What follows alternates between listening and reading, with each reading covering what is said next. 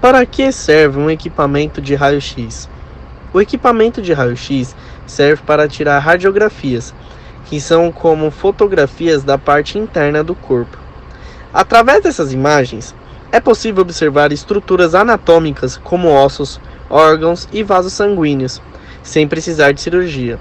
O médico pode pedir este exame para examinar uma determinada área do corpo, onde existe algum tipo de dor ou desconforto, para avaliar se existe alguma alteração e, assim, poder chegar num diagnóstico como fraturas nos ossos, infecções, osteoporose, tumores, coração aumentado e alteração no pulmão, como pneumonia. Quem inventou o raio-x? A história da radiologia começou no ano de 1895, com a descoberta experimental do raio-x pelo físico alemão Wilhelm Conrad. Na época, as aplicações médicas dessa descoberta revolucionou a medicina, pois havia se tornado possível a visão interior dos pacientes. Com o passar dos anos, esse método evoluiu e assumiu uma abrangência universal na pesquisa diagnóstica do ser humano. A primeira radiografia foi feita no dia 22 de dezembro daquele ano, quando o físico posicionou a mão de sua esposa, Ana Berta, no chassi no qual vinha realizando experimentos. O procedimento durou cerca de 15 minutos e entrou para a história, ao revelar no filme Haunted, confirmou suas conclusões ao observar uma imagem da mão de sua esposa, na qual era possível visualizar os ossos e as partes moles. No ano de 1901, o especialista recebeu o Prêmio Nobel da Física por sua descoberta. Eu vou falar algumas curiosidades aqui sobre o raio-x, né? Então vamos lá. Röntgen, que foi o cara que inventou o raio-x, ele provavelmente usou a letra X pela radiação de ser uma radiação desconhecida. E na matemática, qualquer elemento desconhecido, a gente usa X para representar ele. Bom, os raios-x, eles são obtidos pela energia eletromagnética de ondas bem pequenas, bem curtas, sabe? E por essas ondas serem bem pequenas, elas conseguem atravessar objetos poucos densos, como a pele, e eles são absorvidos por objetos mais densos, como os ossos. Então, quando você vai tirar o raio-x, os raios, eles passam sua pele e param nos ossos. E é por isso que a gente consegue ter uma imagem só dos ossos, do nosso corpo. E a gente consegue ver se eles estão no lugar certo, do jeito certo, sem estar quebrado ou rachado. Enfim, os primeiros aparelhos de raio-x, eles eram bem, como posso dizer, lentos, comparados com os que a gente tem hoje, né? Isso porque as câmeras da época, elas eram bem velhas e ultrapassadas, se a gente for comparar com hoje, porque os processadores, eles eram bem lentos e ruins, né? Então, para você tirar um raio-x, você ficava muito tempo exposto à radiação, e isso é ruim. Só que as pessoas da época não sabiam os efeitos que essas ondas, né, das radiações ionizantes poderiam provocar no corpo humano. Hoje a gente sabe, né, que a radiação ela pode causar várias alterações aí no nosso corpo, inclusive gerar um câncer, né, que é uma coisa que ninguém quer ter hoje em dia, porque ele ainda não tem cura. Mas hoje a gente sabe disso. Bom, felizmente, hoje em dia, a gente tem aparelhos analógicos com processamento de imagem digital e aparelhos totalmente digitais. Ou seja, a gente consegue tirar uma foto mais rápida e ficar menos tempo exposto à radiação. Isso é incrível, meu. Os principais componentes do equipamento de raio-x.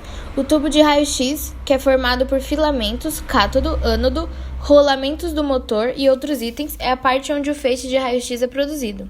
O transformador de alta tensão, que permite que a energia elétrica que circula no equipamento de radiografia seja transmitida entre circuitos. O colimador, que é o componente capaz de limitar o campo de incidência da radiação, suavizando os feixes de raio-x.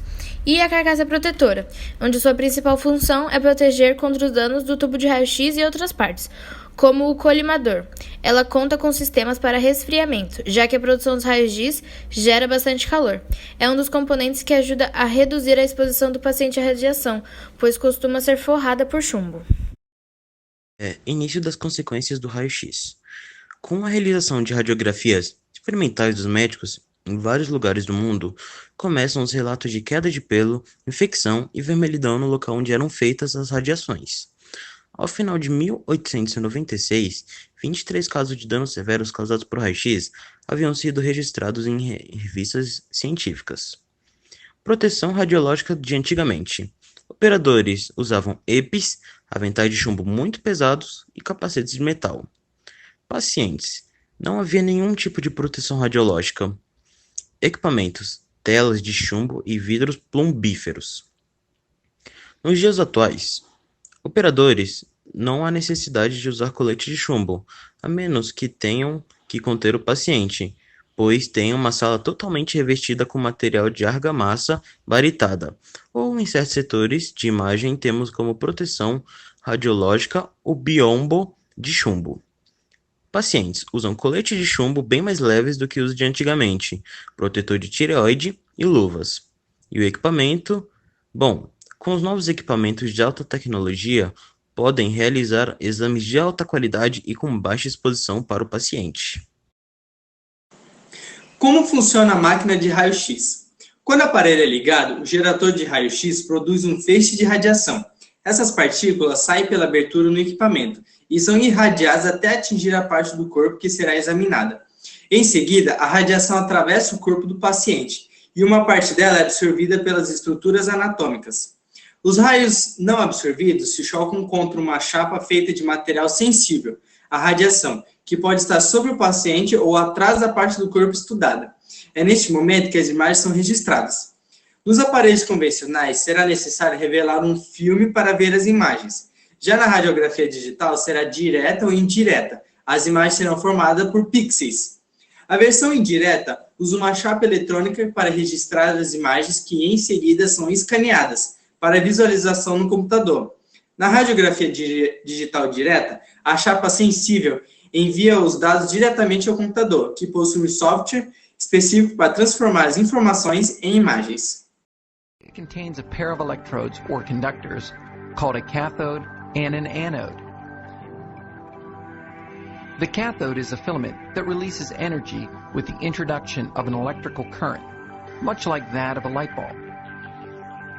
The cathode energy is released in the form of electrons. The anode, located on the opposite end of the X-ray tube, is a disc made of tungsten, a material that attracts the electrons. When the electrons released from the cathode come in contact with the tungsten, they release energy in the form of photons. These highly energized photons are channeled through a lead cylinder and a series of filters created in the X-ray machine. The X-ray machine then focuses the energy beam at the specific area of the patient's body. As the X-ray energy passes through the patient's body, the photons of the beam reach the film and cause a chemical reaction. The areas where X-ray energy passes through the body become black, while the areas where energy is absorbed by the bones appear white. Tipo de radiação usada. A energia utilizada pelo equipamento de raio-x é a radiação ionizante, que são ondas eletromagnéticas com energia suficiente para fazer com que os elétrons se desprendam de átomos e moléculas, alterando sua estrutura, num processo conhecido como ionização. Como resultado, eles tornam-se eletricamente carregados. E os tipos de radiação ionizantes mais conhecidos são os do raio-x, que, como dito, é usado em equipamento radiológico para fins médicos. A radiação alfa, beta e gama, produzidas por núcleos de átomos instáveis, são outro tipo de radiações ionizantes. Por ser capaz de modificar a estrutura das células, a exposição demorada a esse raio pode causar sérios danos à saúde, como lesões cancerígenas, morte de células, leucemias e outros, mas seus riscos são muito inferiores aos benefícios. Além disso, os aparelhos modernos possuem tecnologias para controle da radiação, onde o paciente vai se expor à menor quantidade necessária para o registro de imagens. E a conclusão que nosso grupo teve é que, com o passar dos anos, após a descoberta da radiação e a possibilidade de comporem os diagnósticos, as pesquisas e o desenvolvimento radiológico cresceu muito através de métodos e aparelhos cada vez mais sofisticados, facilitando tanto a realização do exame cada vez mais nítido, quanto maior segurança para o paciente e para o operador.